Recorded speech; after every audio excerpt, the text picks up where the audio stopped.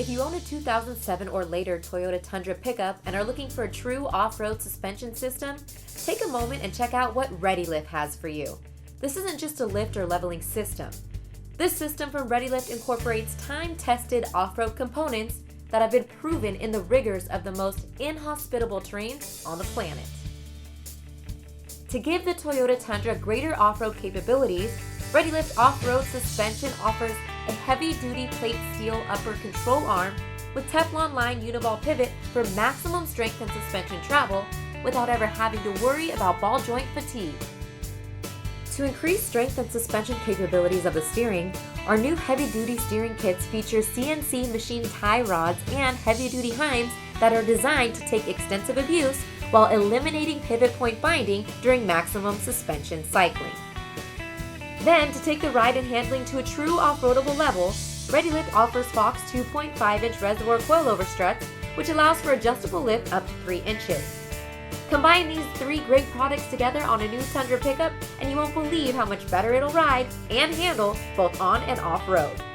Just how good are these components? Every Lucas Oil Off-Road Racing Series support and pace truck is equipped with ReadyLIFT off-road suspension control arms, steering kits, and Fox coilovers. Follow along as we go through the installation on a Lucas Oil brand new 2012 Toyota Tundra pace truck. Before lifting the truck up to begin installation, the battery must be removed in order to remove the long factory upper control arm bolt. To gain access to the control arm, the rubber inner fender splash panels must be removed. Next, you'll want to remove the wheel speed sensor cable from the control arm. Unbolt the sway bar end-link from the control arm, followed by removing the lower strut bolt. Next, we want to free up tension on the sway bar by loosening the sway bar frame mount. Remove the upper ball joint cotter pin, followed by loosening the ball joint nut just enough so the tension can be released by tapping the upright with the hammer. Remove the tie rod cotter pin and nut from the spindle. A tap with the hammer may be necessary to release the tension.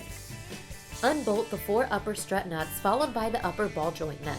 Then, using a pry bar, press downward on the spindle and control arm to release the strut from the suspension.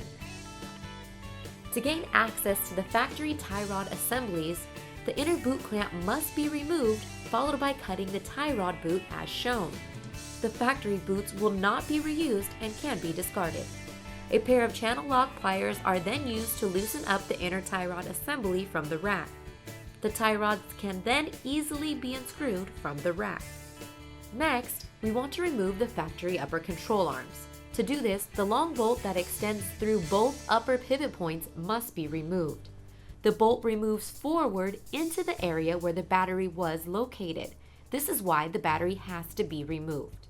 With the factory control arm removed, we can now install the new ReadyLIFT off-road suspension Uniball upper control arm. The control arm installs using the factory mounting features and bolt, which must be inserted from the front side through to the rear.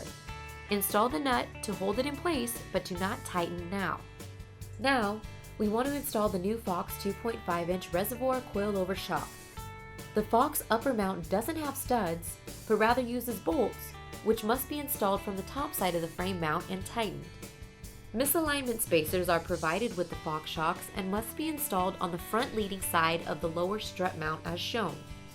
The easiest way to do this is with a floor jack or pole jack, so the lower control arm can be raised enough to get the spacer, lower shock mount, and new bolt to install without binding. To support the Fox reservoir, a frame plate is provided which attaches the sway bar mount and the frame. Next, we will begin assembly of the Uniball pivot joint.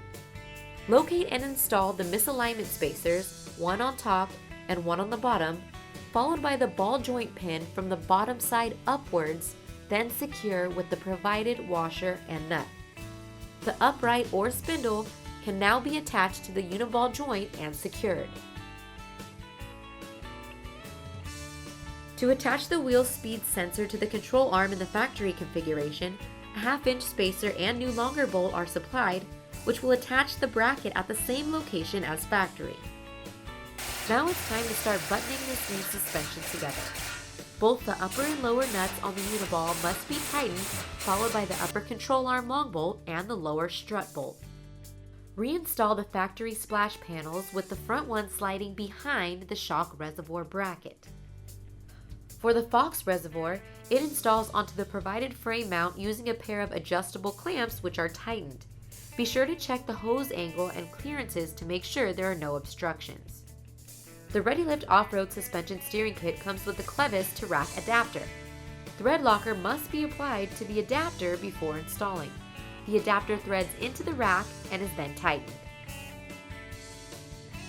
The new clevis locks onto the rack adapter with a custom clevis bolt which also requires thread locker. The bolt screws into the adapter and requires a hex or Allen head socket to secure the clevis. It is important to keep the clevis properly positioned when tightening the bolt up. The outer heim pin which attaches to the spindle is installed and secured into place using the provided nut. Misalignment spacers are provided with the steering kit. Place the spacers as shown, one above, one below the heim joint, as the assembly is being installed onto the spindle mounted pin. On the inside heim, install the provided sleeve into the heim, followed by installing the heim into the clevis. Install the provided bolt and tighten appropriately. For four-wheel drive applications, ReadyLIFT recommends the use of differential drop-down spacers if the coilover height can be adjusted over 2 inches. With all the hardware checked for permanent tightness and the truck lowered back to the ground, reinstall the sway bar in links to the lower control arm.